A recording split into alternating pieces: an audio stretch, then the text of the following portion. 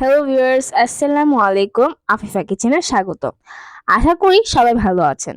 দিন দিন গ্যাস সিলিন্ডারের দাম যেভাবে বেড়ে চলেছে, তাই মনে হচ্ছে প্রেসার কুকার ছাড়া আর কোনো উপায় নেই। তাই দেখাবো আজ কিভাবে প্রেসার কুকারে পাতলা ডাল রান্না করতে হয়। প্রেসার কুকারে মাত্র 10 মিনিটেই পাতলা ডাল রান্না করা যায়। চলুন যাওয়া যাক মূল রান্নায়। প্রথমে আমি হাফ বাটি মসুর ডাল নিয়ে নিলাম এবং ডালটা পানিতে ভালো করে ধুয়ে আধা ঘন্টা ভিজিয়ে রাখলাম।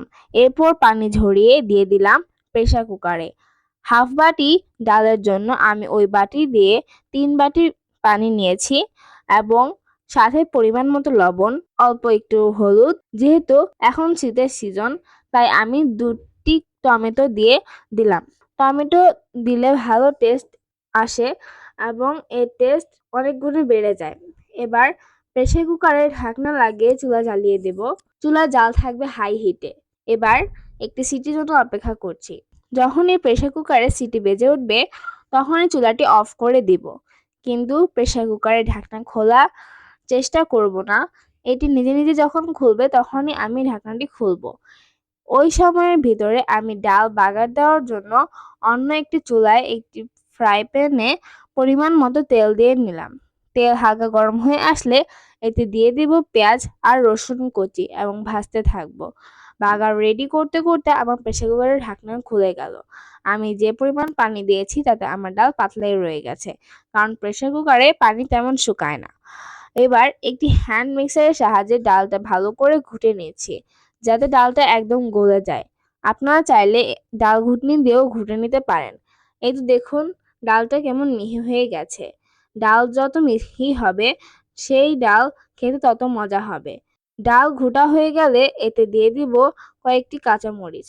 পেঁয়াজ রসুন ভাজতে ভাজতে তখন যখন হালকা বাদামি হয়ে আসবে, তখন এতে দিয়ে দিব জিরা গুঁড়া। এদিকে আমার বাগারটাও রেডি হয়ে গেছে। আমি ডালে দিয়ে দিলাম আর চুলাটাও জ্বালানো আছে, যার ফলে ডালটা আবার উতলে উঠেছে। এভাবে কিছুক্ষণ জাল করব। সবশেষে দিয়ে দেব ধনিয়া পাতা। এই তো হয়ে গেল আমার সুস্বাদু ডাল রান্না। অনেকে বলে প্রেসার কুকারে ডাল অথবা ভাত রান্না করলে তা উতলে পড়ে যায়। প্রেসার কুকারে যা রান্না করবেন তা পরিমাণ সঠিক থাকলে তা কখনই হবে না। যখনই প্রেসার কুকারে ডাল অথবা ভাত রান্না করবেন, তখন প্রেসার কুকারের মাপে অর্ধেকের চেয়ে কম পরিমাণে দিতে হবে। তাহলে কখনোই তা উতলে পড়ে যাবে না। আপনারা যদি এরকম আরো অনেক রান্না দেখতে চান, যেটা প্রেসার কুকারে খুব সহজে তৈরি করা যায়, আমাকে কমেন্ট বক্সে অবশ্যই জানাবেন। আমি সেই রেসিপিটি আপনাদের সাথে শেয়ার করার চেষ্টা করব। প্রিয় দর্শক, ভিডিওটি কেমন লাগলো অবশ্যই জানাবেন। ভালো লাগলে একটি লাইক দিবেন আর কমেন্ট করে জানাবেন আপনার মতামত। এই চ্যানেলে আপনি নতুন দর্শক হয়ে থাকলে চ্যানেলটি সাবস্ক্রাইব করে পাশে থাকা বেল বাটনটি বাজিয়ে দিন। আল্লাহ হাফেজ।